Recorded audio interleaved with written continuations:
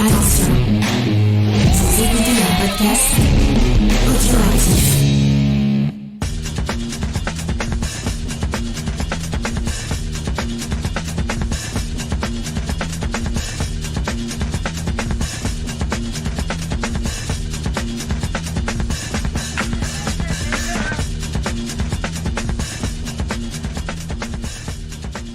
Salut à tous et bienvenue dans le podcast des réfracteurs. Et oui, j'ai bien dit podcast puisqu'on a décidé de renommer un petit peu notre pastille audio pour que ce soit un petit peu plus simple à trouver sur les moteurs de recherche et aussi pour que ça coule un peu mieux dans la bouche. Et je suis aujourd'hui accompagné de mon ami Gray Pigeon pour parler ensemble de Django sorti en 1966. Comment tu vas, Gray ?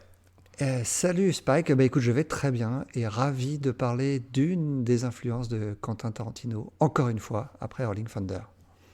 Ah oui, tu as raison, le nom va revenir sur la table. Alors je vous l'ai dit, Django c'est un film de 1966 qui est signé de Sergio Corbucci et dans lequel on retrouve Franco Nero dans le rôle de Django, Eduardo Frardo dans le rôle du Major Jackson et je te laisse l'honneur d'annoncer la plus belle femme du film, Gray. La sublime Loredana Nušiak, celle que l'on qualifie entre nous de Claudia Cardinal du pauvre, mais en fait non, elle est sublime. Moi je suis d'accord avec toi, c'est vrai qu'elle explose à l'écran et qu'elle est d'une beauté incroyable. Alors tu le sais, Gray, depuis quelque temps, les éditeurs nous fournissent parfois les films, donc la petite mention qu'on a promis à nos lecteurs et à nos auditeurs, c'est de à chaque fois vous dire comment on a obtenu le film. Et là, c'est Carlotta qui nous l'a transmis. Alors évidemment, ça ne change rien à notre avis, on reste impartial, mais par souci de transparence, on préfère le dire.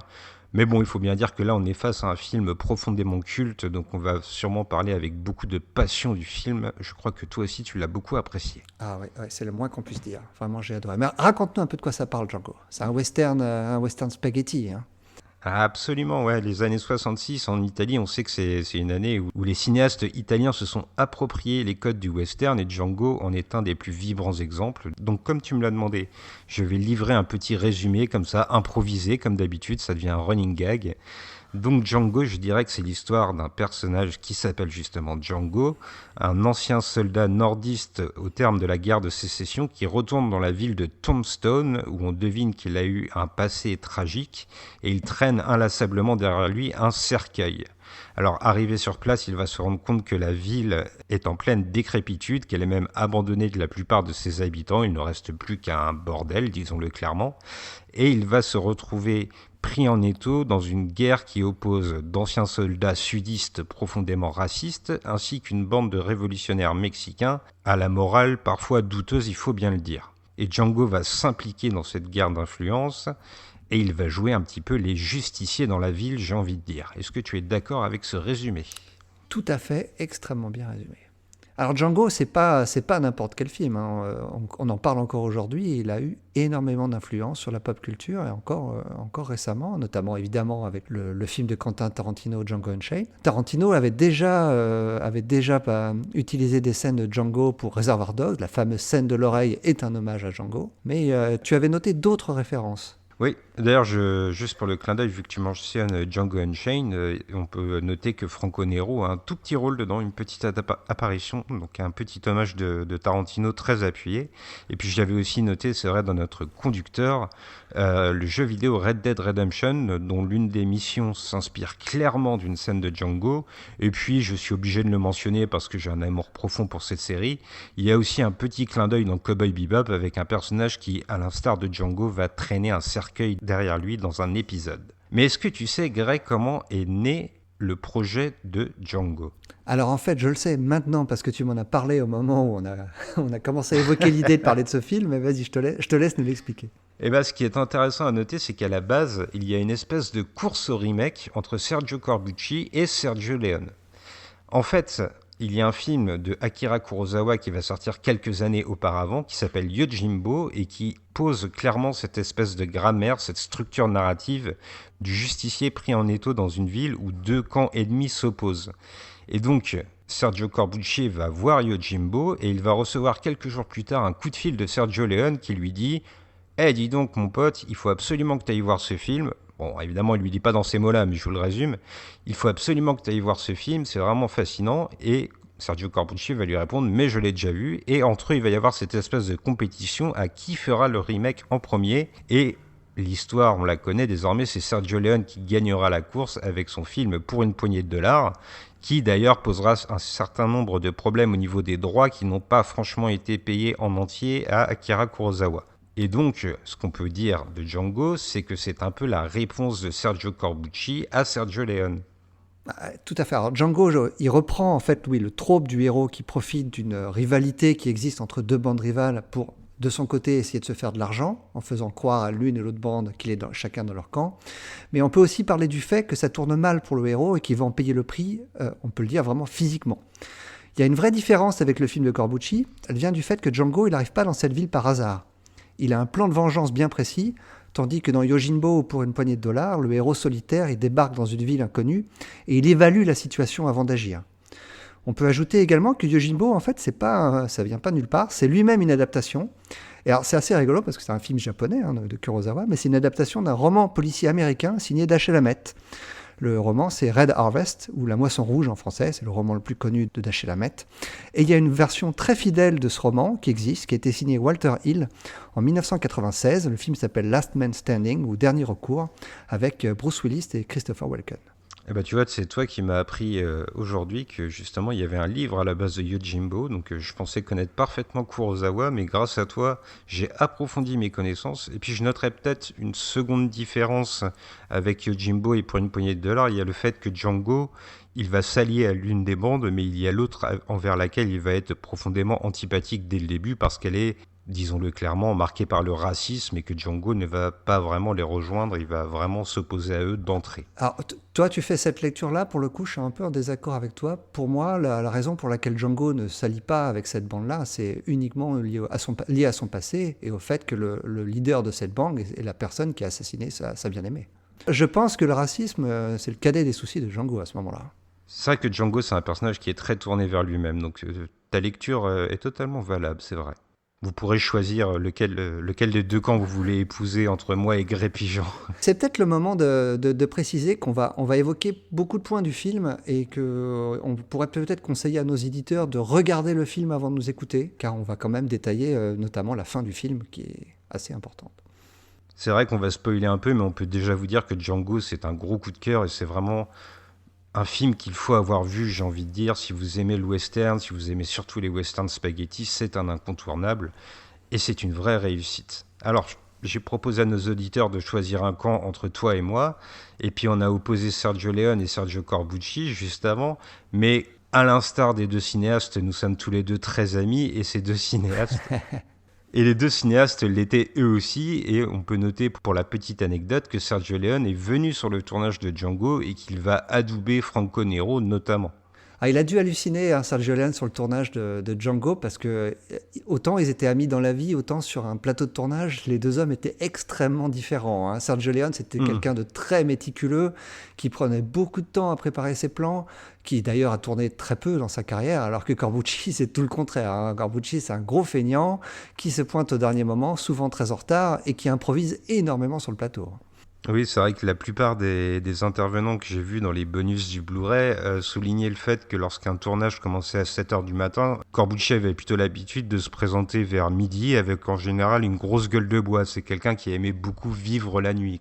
Alors, on a évoqué Franco Nero rapidement, mais il va peut-être falloir s'arrêter sur sa prestation un petit peu plus longuement, puisqu'à l'époque, c'est un jeune premier. Il a fait quelques films, mais pas beaucoup. Et là, il éclate vraiment à l'écran. Il a des yeux bleus d'une profondeur vraiment insondable. C'est son premier grand rôle à l'écran, et il vole littéralement toutes les scènes à tous les personnages. C'est incroyable. Oui, il est indissociable de l'image qu'on se fait du film. Et c'est vraiment une performance qui est toute en intensité, mais pour laquelle il a dû subir une petite transformation. Ouais, parce qu'il n'avait que 25 ans au moment du tournage, et le personnage, moi j'ai été surpris de voir que c'était un jeune premier, parce qu'il fait aussi buriner que Clint Eastwood peut l'être dans les films de l'autre Sergio, alors que Clint Eastwood était déjà beaucoup plus âgé. Il est maquillé en fait pour paraître plus vieux. Le parallèle avec Clint Eastwood est total, c'est impossible de ne pas y voir une certaine ressemblance. Il y a un autre participant à la confection du film que j'ai envie de mettre en avant, c'est le musicien Bacalov. On a l'habitude de dire que derrière Ennio Morricone, Bacalov est peut-être l'un des musiciens les plus importants dans le monde du western spaghetti. Alors lui aussi, il va donner une autre mesure au film, un degré supplémentaire, un côté vraiment grandiose dans ses thèmes musicaux. Et puis Django, c'est aussi une chanson qui est inoubliable. Mais en fait, la chanson commence dès le début du film et c'est impossible de ne pas l'avoir en tête pour le reste, le reste du métrage. La chanson nous emporte complètement. Le chanteur, il s'appelle Rocky Roberts. Alors j'imagine que c'est pas son vrai nom. Il a une voix de crooner qui est similaire à celle d'Elvis Presley. Ah, c'est une petite merveille. Et vraiment, elle reste en tête. Alors vas-y, je te laisse nous l'interpréter. Ah oui, c'est Noël, donc j'ai envie de faire ce cadeau à nos auditeurs. Django, Django, have you always been alone? Et je m'arrêterai là parce que c'est vraiment trop horrible quand je chante, désolé. Alors il y a un choix que va faire Corbucci qui est assez intriguant et que j'ai eu envie de noter, c'est le ratio de l'image, le format en fait. Il va choisir le format 1,66, il ne va donc pas filmer des grands espaces, il va filmer en fait surtout des visages d'hommes qu'il va enfermer dans un cadre plus restreint que ce que propose le western d'habitude. On est vraiment au plus proche des personnages, au plus proche de leur âme et de leur vice, j'ai eu l'impression. J'y ai pensé en voyant le film. C'est un petit peu comme quand Terence Hill était filmé. Ses yeux sont tellement beaux à Franco Nero que j'ai l'impression que Corbucci veut s'attarder sur eux. Après, le fait que ça se passe uniquement dans un seul village, hein, dans cette ville fantôme, on va y revenir, ça doit jouer également parce qu'il n'a pas la tentation de filmer les grands espaces. C'est un western qui est un huis clos. Hein.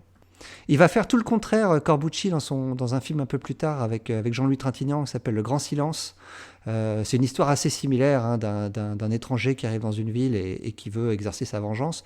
Là, par contre, il va filmer les grands espaces neigeux dans des longs plans dans lesquels Jean-Louis Trintignant déambule à cheval dans la neige. On sent vraiment que Corbucci aime à s'amuser, aime à changer hein, de la manière dont il filme. Eh ben, figure-toi en fait que cet élément dans Le Grand Silence, la neige, c'était le choix initial de Corbucci pour Django, mais que les frais de production que ça aurait engendré ne permettaient pas de le faire. Il va donc se rabattre sur un autre élément qui est omniprésent dans le film, c'est la boue.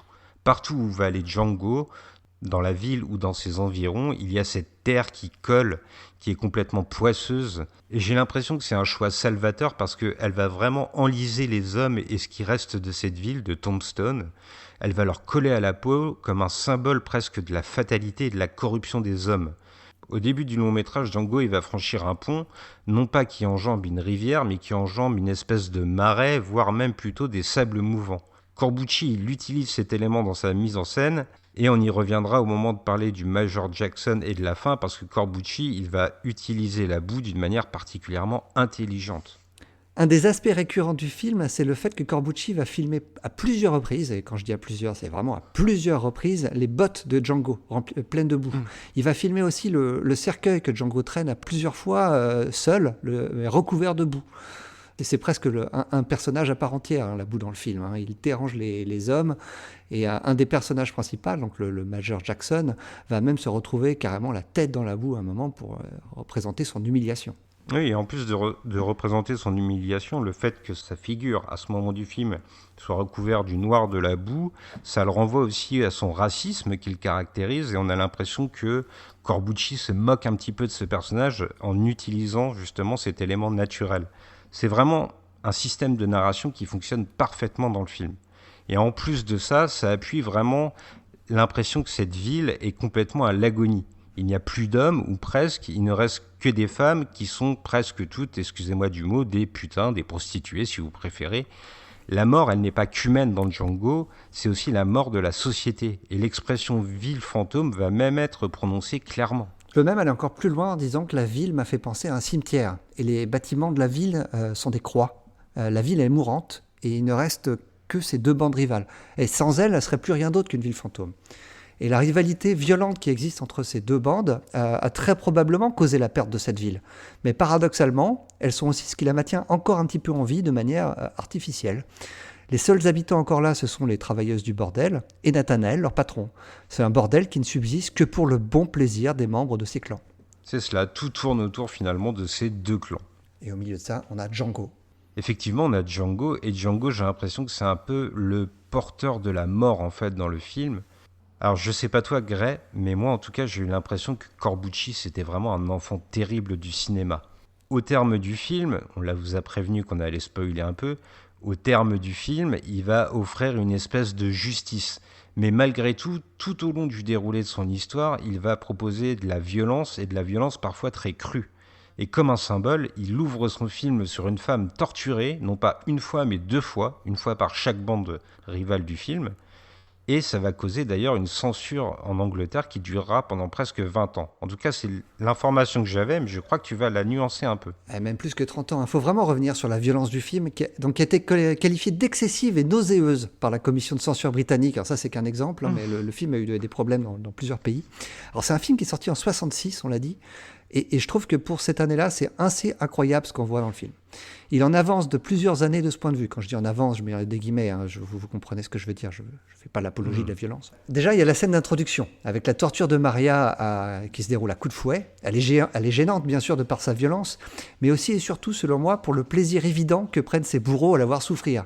Corbucci fait des gros plans sur les visages de ces Mexicains qui sont en train de se marrer. Quand elle est secourue par le gang de Jackson, on se dit que ça va aller un petit peu mieux pour elle, mais pas du tout, son répit ne dure pas, et c'est Django qui doit finir par la sauver. Une autre scène qui est d'une violence qui est à la limite du soutenable, encore une fois, je me remets dans le contexte de 66, c'est juste avant la fin du film, la destruction des mains de Django. Elle se fait à coups de crosse de fusil et répétée, jusqu'à ce que ses mains soient complètement détruites. Figure-toi qu'on voit aussi les mains de Django piétinées par des chevaux et que c'est Franco Nero qui a effectué la cascade. En fait, on lui avait mis des prothèses pour prolonger ses mains, mais les chevaux passaient vraiment à quelques centimètres de ces vraies paluches, quoi. Pour le coup, pour cette scène, je me suis posé la question de savoir justement si les chevaux passaient vraiment sur ses mains, parce que comme c'est filmé, on peut se poser la question.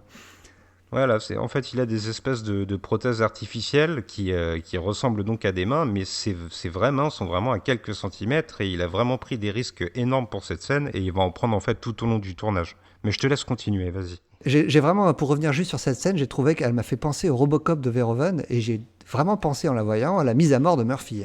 On est à ce niveau-là de violence. Alors il y a une autre scène assez violente, c'est la scène de bagarre dans le bar, où je suis persuadé que Franco Nero n'a aucune doublure, qu'il a fait toutes les cascades lui-même. Quand ils se prennent je te le confirme. ils s'envoient des chaises à la figure, et on n'est pas dans un western classique où quand on s'envoie du mobilier, le mobilier casse immédiatement. Là, ils se prennent des coups de chaise et la chaise reste, ils se prennent un vrai coup de chaise. C'est très réaliste. Et donc la scène la plus violente visuellement, selon moi, reste celle de l'oreille coupée, qui a donné à manger immédiatement après à sa victime. Alors cette scène est vraiment absurde quand on y pense, et je me demande s'il ne s'agit pas d'une tactique pour échapper à la censure. Alors je m'explique. En fait, c'était une tactique qui était souvent employée par les réalisateurs, qui consistait à mettre une scène absolument absurde, complètement exagérée, pour qu'une fois que le film passait en commission de censure, la commission de censure, cette scène-là, vous êtes obligé de me l'enlever. Le réalisateur faisait semblant d'être un petit peu agacé par cette idée-là, alors qu'en fait, il l'avait prévu dès le départ, et ça lui permet de laisser passer toutes les autres scènes qu'il avait mis autour. Mais au final, cette scène reste dans le métrage. Enfin, la dernière scène dont je voulais parler, c'est celle qui, selon moi, est la plus atroce d'un point de vue moral. C'est la scène du meurtre des Mexicains, façon chasse au canard, par le Major Jackson, qui envoie les Mexicains chacun leur tour, en leur laissant croire qu'ils pourront s'échapper et en les tuant un par un, en y prenant évidemment, encore une fois, énormément de plaisir. Eh ben, figure-toi que cette scène, elle a posé énormément de problèmes à quelqu'un qui collabore toujours énormément avec Sergio Corbucci, c'est sa femme. Elle avait vraiment beaucoup de réserves sur cette scène qu'on a appelée Duck Hunt. Elle trouvait vraiment ça, comme tu le dis, atroce moralement. Elle a demandé à Sergio Corbucci de la retirer, puis finalement c'est quand même resté dans le film. Alors il avait quand même l'habitude de l'écouter d'habitude, mais là il a tenu à la laisser, c'était pour lui quelque chose d'important, même si ça pouvait choquer. En parlant de Corbucci, j'ai vraiment envie de mettre en avant son talent fabuleux pour la mise en scène. Il offre des moments de cinéma intenses, forts, qui ont énormément de souffle.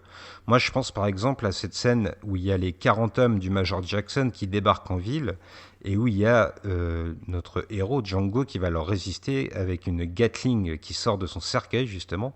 Il va leur tirer dessus et là il y a la musique de Bacalov dessus. C'est vraiment un moment de cinéma incroyable. C'est un moment de bravoure incroyable. C'est vraiment quand le film se termine, c'est un des moments qui reste en tête. Il y en a beaucoup d'autres parce que le film n'en manque pas, mais celui-ci est vraiment incroyable. Et l'image est superbe. Ce qu'il y a d'encore plus fabuleux, c'est qu'il faut savoir que Sergio Corbucci improvisait énormément. Il n'y avait pas de script fixe pour Django. En fait, il arrivait le matin sur le tournage et ce sont ses idées qui lui venaient comme ça sur le qui-vive qui se retrouvent à l'écran. Il y a d'ailleurs des anecdotes marrantes où Sergio Corbucci se ramenait parfois sur le plateau et n'avait aucune idée justement et préférait aller boire un café avec Franco Nero le temps que l'inspiration lui vienne. Ça vous montre encore une fois à quel point Corbucci était parfois un petit peu ingérable sur un plateau, il faut bien le dire. Mais en plus de ce côté improvisateur, je trouve aussi que Sergio Corbucci, il est très très cynique dans l'image qu'il donne et surtout dans celle qu'il va offrir de la religion. En permanence, il va s'appuyer sur des symboles assez forts. On a l'impression qu'il mène un petit peu une sorte de fronde contre la religion. Et on peut citer pêle-mêle par exemple le cercueil que traîne Django qui va finir par enfermer un instrument de mort et qui par la suite causera sa perte lorsqu'il va enfermer de l'or dedans. Alors le cercueil de Django, on peut aussi y voir un symbole. Hein. Il traîne sa propre mort derrière lui comme un fardeau. C'est une mort à laquelle il aspire, mais pas tout de suite. Il a d'abord une mission à remplir. Il le dit d'ailleurs dans le film quand on lui demande ce que contient son cercueil, il répond « Un homme nommé Django ». Alors pour d'autres symboles religieux, il y a aussi les croix qui exhibent les hommes du Major Jackson et qui évoquent clairement ce qu'est devenu par la suite le Ku Klux Klan. Le barman, qui est le seul homme survivant dans la ville de Tombstone, va même comparer le racisme à une religion. Il y a aussi parmi les hommes du Major Jackson le frère Jonathan, celui qui se fait enlever l'oreille comme tu l'as mentionné un peu plus tôt et qui n'est finalement qu'un lâche, une espèce de balance qui sera mis à mort sauvagement donc. Et puis il y a aussi un autre élément, la récurrence du cimetière qui sera d'ailleurs le théâtre de l'affrontement final avec, une fois de plus, symbole religieux, le Major Jackson qui va réciter un « Au nom du Père, du Fils, du Saint-Esprit », mais ponctué par des coups de flingue. De manière générale, j'ai l'impression que Django, il apparaît comme une sorte d'ange de la mort et de la destruction, une espèce d'inévitable fatalité funeste qui frappera tôt ou tard. On l'a caressé jusqu'à présent, mais c'est le moment de la fouetter violemment parce que toi et moi, on est profondément antiracistes. Mais il faut bien dire que Corbucci, dans son film, il va proposer une image claire donc du Ku Klux Klan avec des cagoules et des croix en feu. C'est impossible de ne pas voir la référence. Il a aussi une espèce de réflexion sur l'uniforme et le besoin de se conformer à un groupe, en plus d'utiliser ces costumes comme des symboles de leur racisme absurde. Il y a une réplique, moi, qui m'a marqué, c'est un moment où Django dit au barman que le soleil fait aussi bronzer la peau, et le barman va lui répondre que c'est pour ça qu'ils enfilent des cagoules. Alors, il faut savoir quand même que les cagoules, c'est un fait historique. Et c'est pour les bandes de l'époque, hein, qui étaient les criminels, portaient des cagoules pour attaquer les trains et autres. Et on peut revoir notamment le film Tombstone. D'ailleurs, tu mentionnes le film Tombstone, et on rappelle que la ville dans laquelle se déroule l'action de Django s'appelle Tombstone. Ah oui, tout est lié. Alors, il y a aussi une volonté beaucoup plus prosaïque hein, de cacher le visage de certains figurants par Corbucci, parce que en fait, beaucoup des figurants n'étaient pas assez blancs pour faire partie du clan hein, du Major Jackson. Donc, le moyen qu'il a trouvé, c'était de leur faire mettre une cagoule. Hein. C'est un film à tout petit budget. Et en fait, ce qui se dit, c'est que les figurants qui travaillaient sur ce film-là étaient ceux dont les autres productions qui étaient tournées au même moment n'avaient pas voulu. Absolument, dans les bonus du Blu-ray, il y a même un intervenant qui mentionne le fait que certains des figurants étaient complètement édentés et n'auraient pas offert une très belle image à l'écran. Alors c'est bizarre de parler de belle image dans un film où il y a autant de violence, mais du coup la cagoule c'était aussi une solution pour pas montrer leur visage complètement déformé. T'as raison, c'est un film à petit budget et Corbucci va faire preuve de beaucoup d'imagination pour camoufler justement les limites de ce budget. Il va donc nous montrer la bêtise du racisme et il va montrer l'impunité des pires agissements du moment qu'on fait partie d'une bande. On connaît tout ça dans la vie, le fait que certaines personnes, à partir du moment où ils font partie d'un groupe, ils se croient tout permis. Mais il y a aussi une forme de fatalité de la peur de l'autre. Corbucci pose les racines d'un racisme très américain et qui débute dès la guerre de sécession. Les hommes ne changent jamais pour Corbucci, j'ai l'impression. Et là où je me suis interrogé, c'est sur la couleur justement de leur uniforme. Pourquoi le rouge ? Est-ce que c'est pour évoquer le sang ou peut-être une violence sous-entendue ? On peut se poser la question. Il y a un autre fait de mise en scène qui, moi, m'a beaucoup marqué dans ce que nous propose Corbucci, c'est le fait que Django ne tue pas immédiatement Jackson alors qu'il en a l'opportunité. Alors certes, il le fait tomber de son cheval, il va avoir le visage coloré par la boue, comme on l'a évoqué plus tôt, mais Django va choisir de ne pas le mettre à mort, mais plutôt de le dépouiller de tout ce qu'il a. Et Django, il a un plan depuis le début concernant Jackson. Et l'humiliation avant son élimination fait partie de son plan. Une autre chose qui m'a marqué de ce point de vue, c'est la mort de celui qui a un problème dentaire. Dirons-nous poliment, hein, c'est le personnage de Ringo. Celui qui... c'est un méchant important, hein, parce que Corbucci nous l'a présenté comme tel lors de la fameuse séquence du massacre des Mexicains. Ce personnage est clairement un sadique à qui il manque une case. Et on s'attend à une passe d'armes homérique avec Django. Et cette passe d'armes n'arrivera jamais. Django va le tuer d'une balle, tirée sans même le regarder, en fait, comme n'importe quel autre homme de main. Corbucci défie à ce moment-là nos attentes et les clichés habituels du genre. J'ai l'impression qu'en tuant ce personnage en apparence important, mais qui en fait ne l'est pas plus qu'un autre, Corbucci nous dit à nous, spectateurs, « Ah, vous croyez que cet énergumène va donner du fil à retordre à notre héros ? Eh bien, détrompez-vous. Ici, c'est le Far West. N'importe qui peut y passer à n'importe quel moment. » Cette scène est vraiment essentielle pour Corbucci. Tout d'abord, il nous montre à quel point, si on en doutait encore, Django est rapide et précis avec ses flingues, mais aussi et surtout, Corbucci met en garde le spectateur sur ses attentes éventuelles. Django, c'est pas un héros fordien. Il est sale et roublard, et on peut s'attendre à tout d'un personnage pareil. D'ailleurs, pour opposer encore un peu plus Django à la bande du Major Jackson, il y a un moment dans le film très précis où les révolutionnaires mexicains vont demander à Django de choisir une fille de joie, et Django va choisir celle qu'on va définir comme la créole, donc celle qui est à la peau colorée. Le héros, il s'oppose au racisme aussi plus tard dans le film, pas seulement quand il est opposé à la bande du Major Jackson. Alors justement, voilà, on évoque cette deuxième bande qui est présente dans le film, la bande des révolutionnaires mexicains, et je me demande si Corbucci, bien qu'il soit plus bienveillant avec eux, il n'a pas aussi une vision très acerbe de ces révolutionnaires. Ils vont tabasser Django plusieurs fois, malgré son adhésion en apparence. Ouais, je suis d'accord avec toi, mais néanmoins, ils sont présentés comme moins repoussants que la bande à Jackson. Déjà car Django, il est ami avec leur chef, parce qu'ils ont été en prison ensemble, mais ça c'est bien avant que le film ne commence. Mais Django va par la suite le trahir pour leur voler leur or, mais c'est vrai que c'est après que le Mexicain ait refusé sa part à Django. En tout cas, ce qu'on peut dire, c'est que Corbucci ne les idéalise pas, ça c'est certain, parce qu'on va aussi constater que la fameuse Gatling que Django planquait dans son cercueil va entraîner les révolutionnaires mexicains au moment où ils en profitent vers des dérives qui sont les mêmes que les autres hommes. Corbucci n'a pas le fantasme de la révolution, même si plus tard dans sa carrière, il dédiera un de ses films à Che Guevara. Je me suis d'ailleurs interrogé sur le rapport qu'ont ces révolutionnaires à l'argent et qui va être très caustique là encore. On a l'impression que l'or prend le pas sur leurs convictions, ils en ont besoin pour leur révolte, oui, mais une fois acquis, ils vont se vautrer dedans et ils vont refuser implicitement sa part à Django, qui leur a pourtant permis d'obtenir le magot. C'est un peu cet or qui sonnera leur fin aussi. Et on peut penser la même chose du personnage de Django, car la perte de son or va également signifier la perte de l'usage de ses mains. Absolument, et je suis désolé pour nos auditeurs, mais c'est le moment, Gray, où on va avoir un petit point de discorde. Moi, il y a quelque chose qui m'a gêné un petit peu dans Django, c'est l'histoire d'amour qui unit Django à Maria. J'ai eu un peu du mal à comprendre l'adhésion de Django. Corbucci, il m'a semblé vouloir dire quelque chose, mais j'ai pas vraiment compris quoi. La femme, elle se rallie à la justice, mais Django n'est pas vraiment un justicier en fait. J'ai quelques doutes sur cet axe qui, moi, il m'a paru un peu incongru, mais je crois que toi, tu as une vision un peu plus pertinente de la chose. Bon, moi, ça ne me surprend pas que Maria s'entiche de Django, déjà outre son regard transperçant, mais plus sérieusement, Django, c'est le seul personnage masculin dans cette histoire qui ne la traite pas en putain, excusez-moi du terme, en tout cas, du moins pas au départ. De plus, quand le général Rodriguez lui offre une femme, il lui offre tout d'abord Maria, et Django refuse. Et Maria le prend visiblement assez mal, mais finalement, n'est-ce pas pour Django à ce moment-là une manière de la considérer autrement que comme une putain, justement ? Pour aller dans ton sens, parce que je suis quand même assez nuancé, ma position n'est pas tranchée, j'ai trouvé ça intéressant qu'au moment où Django égare le cercueil, où son cercueil, qui est 7 fois rempli d'or, va s'enliser dans les sables mouvants, et où il va perdre donc son magot, c'est à ce moment que Maria va lui dire le fameux « Ti amo », « je t'aime ».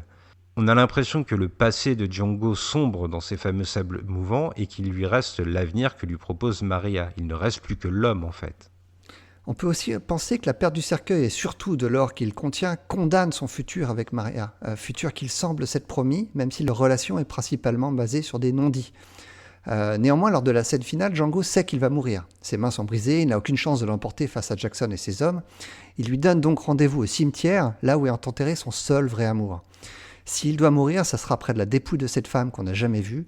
Maria n'importe plus pour Django. Maria n'est pour lui qu'un pis-aller. Il l'a sauvée qu'elle aurait eu besoin de lui au moment où il passait par là, mais il était prêt à l'abandonner avec les Mexicains quand il eut sa chance de s'enfuir avec l'or. J'éprouve vraiment de l'empathie pour le personnage de Maria, parce qu'elle rêve d'une vie paisible avec Django, ou probablement avec n'importe quel autre homme, mais Django ne peut pas lui offrir cette vie. Django est un mort-vivant. Quelque part, il me fait penser au personnage de William Devane dans Rolling Thunder, un film qu'on avait traité tous les deux avec Charlotte dans un précédent podcast. Je suis pas étonné finalement que Quentin Tarantino apprécie autant ces deux films. Et voilà, la boucle est bouclée. On avait évoqué Tarantino au début en parlant de l'influence de Django sur la pop culture, et tu nous offres une conclusion parfaite, Gré Pigeon. Alors je vous rappelle que Django est disponible chez Carlotta, et il y a quelques bonus qui agrémentent le film. Alors il a été disponible pendant un moment en série limitée, ultra collector, mais à mon avis, vu que le film est sorti chez eux au mois de novembre, vous risquez d'avoir du mal à la trouver, mais parfois il y a des retours, donc n'hésitez pas à aller voir. Et sinon, il est toujours disponible dans une version un peu plus simple, mais dans laquelle on retrouve quelques bonus qui étaient déjà présents dans l'Ultra Collector, avec notamment une intervention de Alex Cox, le cinéaste anglais qui nous parle de Django, une interview de Franco Nero, une interview de Ruggero Deodato, et aussi une interview de Madame Corbucci, Nori Corbucci de son nom, qui nous parle du travail de son mari. Et je crois là-dessus, Greg, qu'il ne nous reste plus qu'à faire des bisous à nos auditeurs. Et là, j'ai l'impression que ça s'impose. J'ai envie de faire des bisous plein de boue. Ah ouais, bon choix. C'est un très bon choix. Je pensais que tu allais aller vers quelque chose de plus sanglant, de plus violent, mais non, ouais, la boue, c'est bien. On peut se rouler dedans un petit peu comme les deux prostituées qui se battent dans le film. Un petit peu de combat de femmes dans la boue, c'est toujours sympa. Allez, à bientôt tout le monde et bisous dans la boue donc.